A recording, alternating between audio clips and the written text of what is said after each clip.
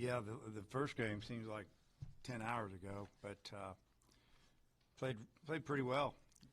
Put together a big inning, put it away.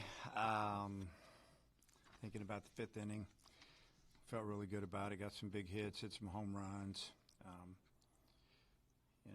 Gage Wood was only going to throw one inning anyway, but it didn't go real good.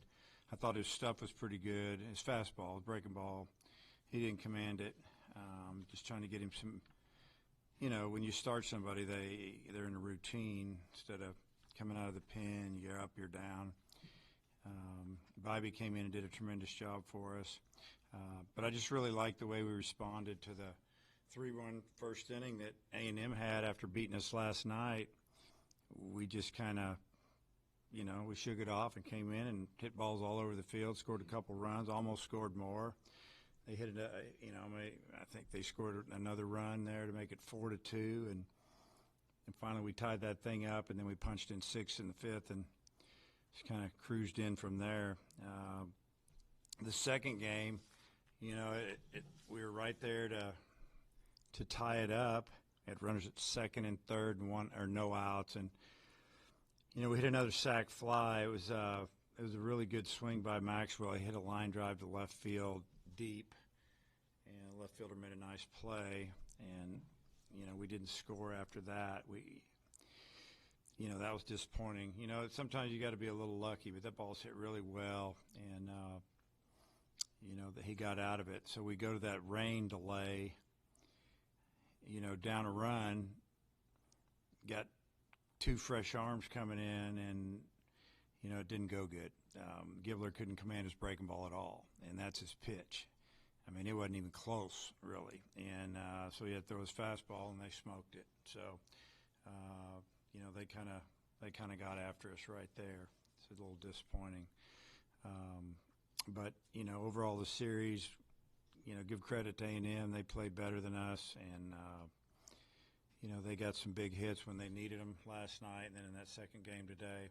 And they pitched better than us, so that's why they won 2 out of 3. Dave, did you think after having a good offensive outing in game 1 that it might carry over more to game 2? Yeah, I thought we'd have a good, I thought we'd swing the bat a little better, but the top of the lineup did. It was just spotty. Guys were popping up and just weren't squaring up a lot of balls. So give their pitching credit, but yeah, I mean it's a long day. You never know how it's going to go. It's really hard to beat somebody twice in one day, especially when they're good. And we knew that, but we were right there. We had a chance. And when you're at home, you're down a run, going into the 7th, lightning delay or whatever hits, and we kind of just didn't respond well to that. Hopefully, he learned from it. I mean, Laviolette's obviously a great player. On those 2 home runs that he hit, was it just good hitting, beating pitching? Was it something left on the plate? I mean, he's a good hitter. Where those pitches located, I can't tell from the side. I just know that when he got a pitch to hit, he hammered it. I think he had 3 home runs today. You mentioned Gibbler's struggles there, but just I'm wondering mentally, like, to come from the delay and give up a leadoff home run, did it feel like a punch in the gut in the dugout when that happened? A little bit. They were pretty fired up in their dugout, and so we're still only down 2. Not a problem. The way we can score sometimes, and then same thing. Threw a couple breaking balls in the dirt, threw a fastball guy. It's a double, and it wasn't looking good. So then we made a few moves, and there were a few more mistakes made. So we got to get these young guys some experience in these situations like this, because we got to have them at the end of the year. But you'd think they were going to do a little bit better, and they've been in some of these. So that's not what cost us the game. We didn't score early. We didn't do what we needed to do because I thought Landon gave us a chance. He's going on limited rest, 5 days. That's not at this level. Usually you're getting a week. And he got us through 3 innings and only gave up a run. So, yeah, and maybe he went 4. I don't know how many he went. Did he? Yeah, he went 4. So pretty good job by the starter there. And Aiden, you know, we didn't want to bring him back out. We're trying to take care of him. We pitched him twice last weekend, and he pitched great. You know, after the delay, we thought we're not bringing him back out. We got to have this guy. What was the difference with Gackle today? It seemed like he was really getting hitters out with that slider. Yeah, he got that slider rolling. He looked like what we know he can look like, and it was fun to watch him pitch, especially the last couple innings. He got on a roll with that breaking ball. Then the fastball was looking even better, you know, at 94, 95 mile an hour. Yeah, it was really good to see. That's exciting. Yeah, and then you guys got to run back in the 5th inning to make it 3-2. I guess, did you feel like you guys were poised for a big comeback inning before that delay? Yeah, I mean, we had runners that, you know, they take the lead, they get a 2-out single and then a home run. All of a sudden we're down. It's 1-1, now it's 3-1. And we, you know, Davin leads off with a base hit, Aloy doubles, and then, you know, that's what, you know, the sequence I was talking about when Maxwell just smoked that ball opposite field. And if he just gets under that a little bit more, that ball's out of here. And, you know, the left fielder made a nice running catch along the fence line and ends up just being a sac fly. I mean, you're thinking, man, if that ball would have just got down or got up, you know, we'd be ahead. And but it, you know, that's the way the game works. You know, they didn't, you know, they felt like that they didn't get a call in the first game, and we got out of the inning, and then the next inning we score 6. So sometimes the game can flip on one pitch. And then just to follow up on Gabe, how much different did his, you know, body language look out there, just comfortability coming out of the pen compared to starting?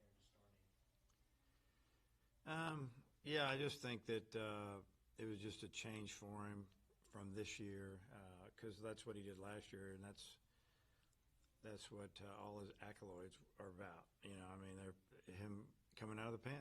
Last year, he's really good at it, and you know, so we have some options with him. We can start somebody and just plan on throwing him a few and let him pick it up from there, or we can bring him in the eighth inning to close the game out, or the 9th, or the 6th, or whatever. I mean, it gives us another option out of our bullpen if that's the way we go with it. We just need to get Gage built up, get him back out there, and you know, it should help us down the stretch.